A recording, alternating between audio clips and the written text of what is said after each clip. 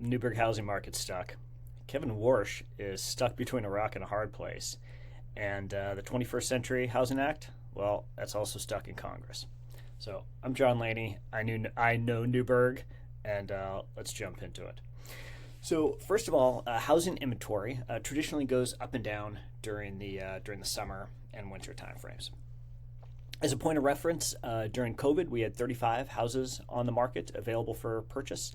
Right now, we've kind of been stuck at about 130 to 140, and that number's been really consistent from the spring to right now as we go into early summer. One would expect that number to increase, however, we've been pretty consistent the last few months. So while it's not great news for those that are trying to sell a house, if you are a buyer, it's great news because you have four times the amount of inventory available to you than when COVID had kicked off during the peak of COVID. Okay, moving on to Kevin Warsh. So Kevin Warsh is the new director of the Federal Reserve, and the president has put him in place with the intention of him reducing interest rates.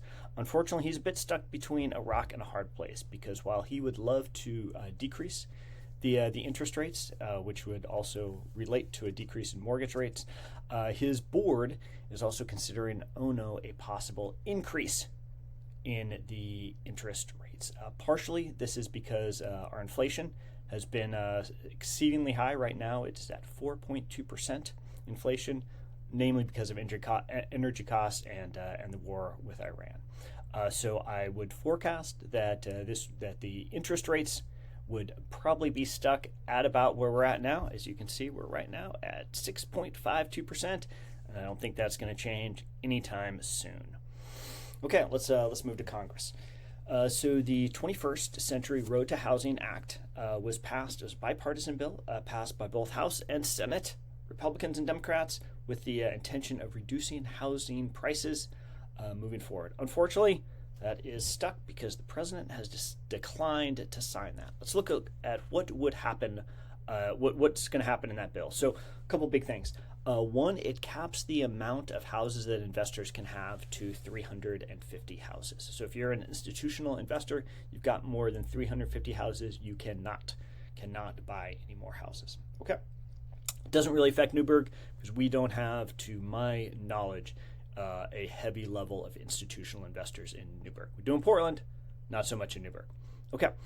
The other one is it offers grants. It offers significant grants to cities such as Newberg, that can increase housing supply. So what this has to do is things like our Hive development, which increases innovative housing supply, higher density, fewer parking, smaller houses, and also more affordable. So the city of Newberg could be in line for a grant similar to that.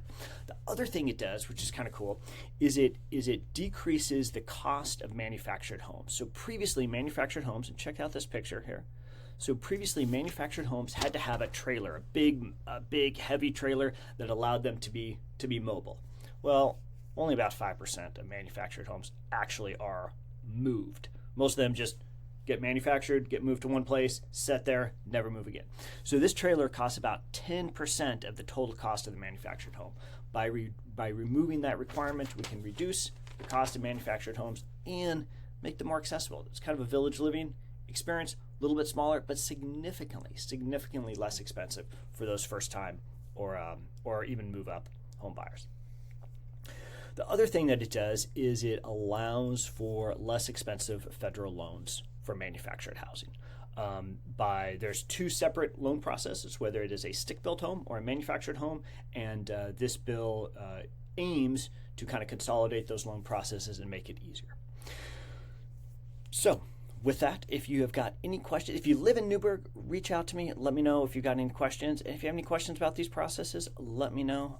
I know Newberg well, and I'd be happy to answer your questions. All right, take care, have a great night, and we'll talk to you next week.